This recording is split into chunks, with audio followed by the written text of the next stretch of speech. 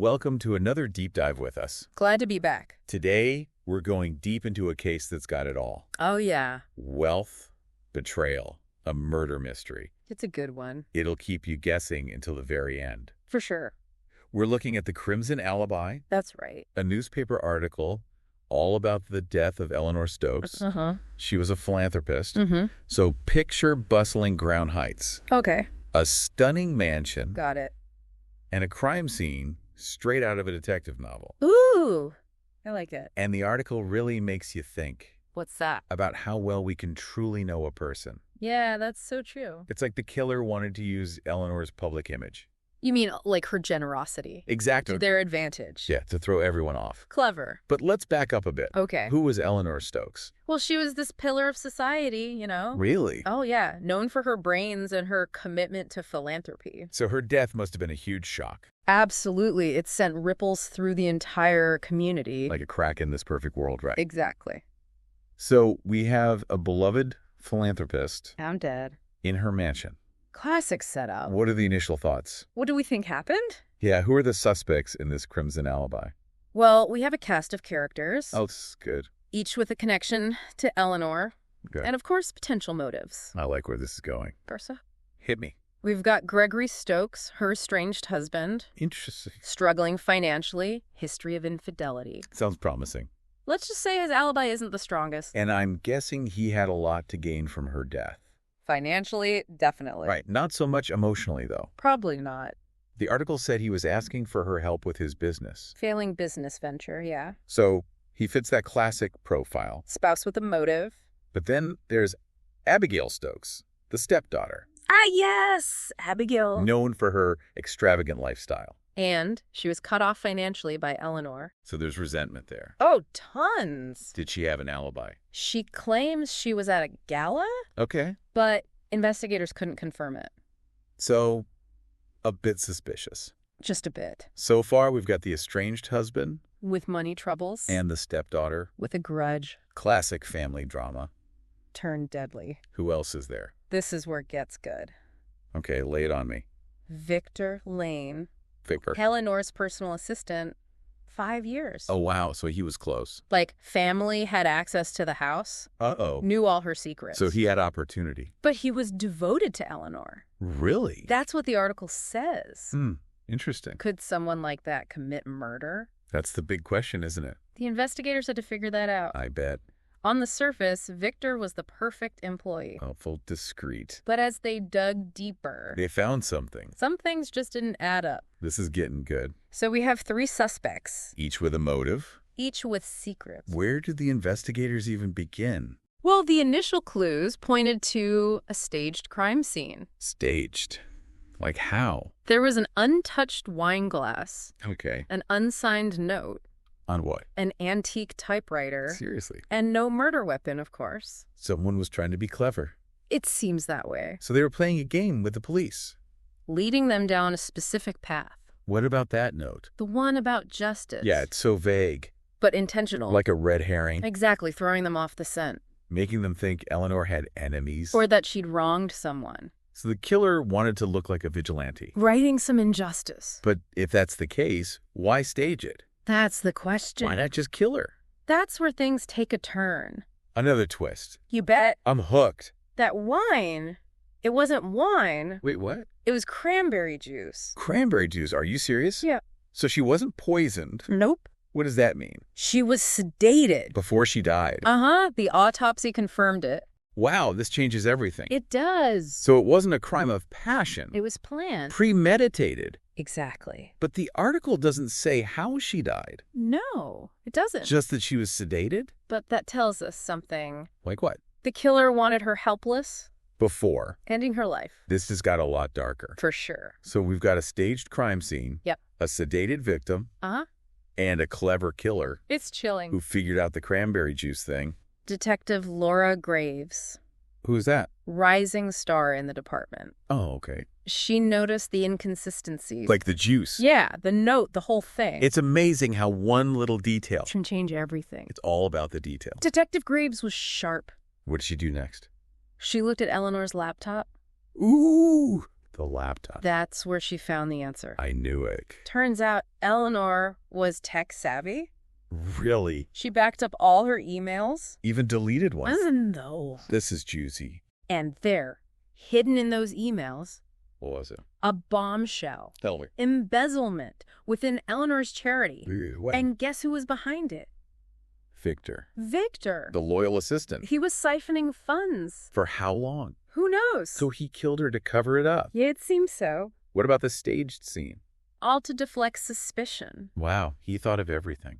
This whole case is like a house of cards. Every layer is a new deception. So what happened to Victor? Well, he confessed. He did. Once they found the emails. That's got to be satisfying. It was a smoking gun. No way he could deny it.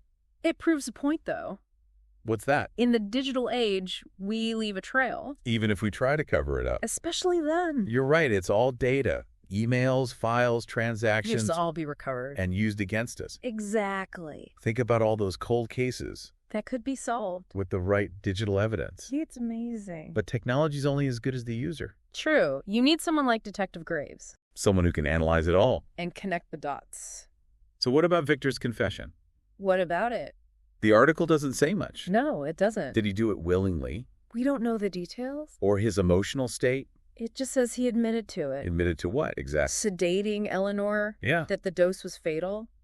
But he's saying it was an Yeah, accident. that's his claim. But come on, he staged the whole thing. It's hard to believe. He's trying to make himself look better. Minimizing his actions. So is his confession real? Is he really remorseful? Or is he just trying to get a lighter sentence? These are the questions that linger. Even when the case is closed. And that's what makes this so compelling.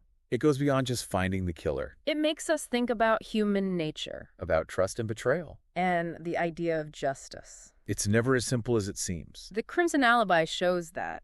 It's a reflection of who we are. Our complexities, our flaws. And how we struggle with right and wrong. That's what makes this case so fascinating. It's not just a whodunit. It's a glimpse into the human heart. And all its darkness. It's a reminder that appearances can be deceiving. And that we should always look beyond the surface. Exactly. So we've met the players. We've seen the twists. We've uncovered the truth. About Eleanor Stokes. And the betrayal that led to her death. But there's more to uncover. You're right. This is just the beginning. Next time, we'll go deeper. Into the psychology of this case. Victor's motives, the investigation. And how it all affected the community. Stay tuned. Because with the Crimson Alibi, nothing is as it seems. We'll be back. It's like you think you know someone. Right. And then, bam. Totally betrayed. Victor had everyone fooled. Yeah, for years. Makes you wonder. Were there any signs? Red flags we missed? Maybe something in his past? Before Eleanor. Did anyone suspect him? Good question. The article doesn't say. It's focused on the investigation. Right, but it makes you think. About trust, right. We put faith in appearances. Titles. Positions. Like a personal assistant. To a philanthropist. You assume they're trustworthy. This case proves otherwise. Anyone can have secrets. So what about Gregory and Abigail? The other suspects. Did they believe Victor? Or were they covering for themselves? It seems Detective Graves had her doubts. About Victor. From the start. She just sensed something was off. Her instincts were sharp. Like in those thrillers. Where the killer's hiding in plain sight. Exactly. Detective Graves, she saw through it. She didn't just follow the obvious leads. She trusted her gut. Notice those little things. The cranberry juice. It's like those small details. Sometimes they're the most important. Connecting the dots. Even when they seem random. In this case, those inconsistencies. The juice, the note. It was all part of the act. Victor's performance. He wanted to control the narrative. Manipulate everyone. It's chilling how calculated he was. And then, the email. That aha moment. When everything changed. Deleted emails. A smoking gun. Victor's embezzlement. No more alibi. Gone. Just like that. The digital age, it leaves a trail. Can't hide from it. Emails, files, everything. All data points. It's all evidence. Think about the possibility. An old case. Solved with digital forensics.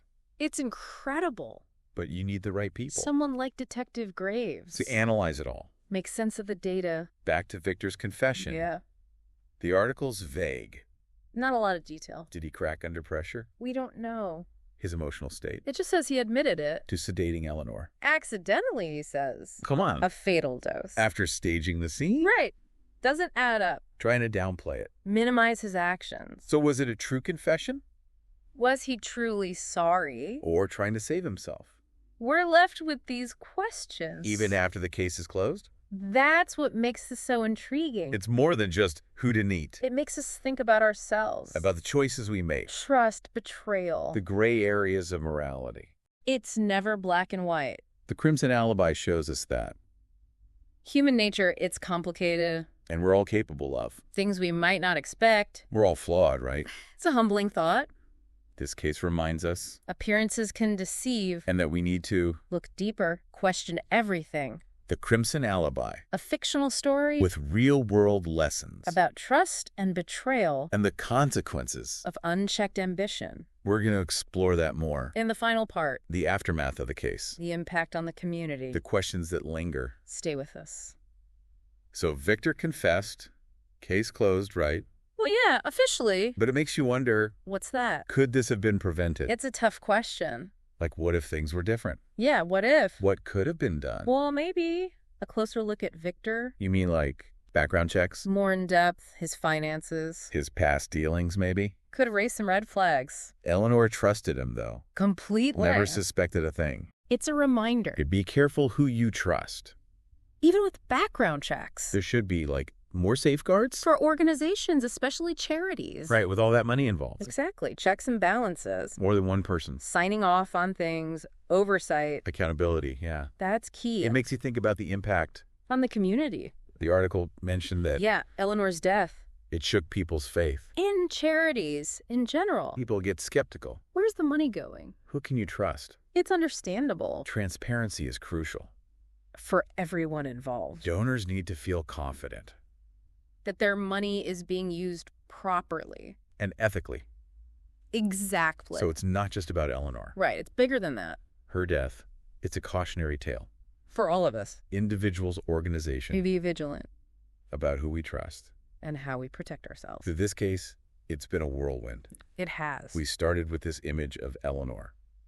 The flight. And then layer by layer. The truth unraveled. Betrayal, deception. A senseless loss. And it all comes back to... appearances can be deceiving. Victor, he played the part. Perfectly. While betraying Eleanor. The one who trusted him most. It's scary to think about. How well we can be fooled. We have to be aware. That darkness can hide anywhere. And trust our instincts. When something feels wrong. The Crimson Alibi. It's a story. Fictional, yes. But the lessons are real. About human nature. Our flaws, our darkness. The consequences. Of unchecked greed. I think we've all learned something here. I hope so. About trust. About vigilance. About looking beyond the surface. It's a reminder to be cautious. In all aspects of our lives. This has been a fascinating deep dive. It really has. Into the Crimson Alibi. A case that will stay with us. We've uncovered the truth. Explored the complexities. And hopefully made you think. About the world around us. And the people in it. Until next time. Stay curious. Stay vigilant. And keep questioning everything. We'll be back with another deep dive.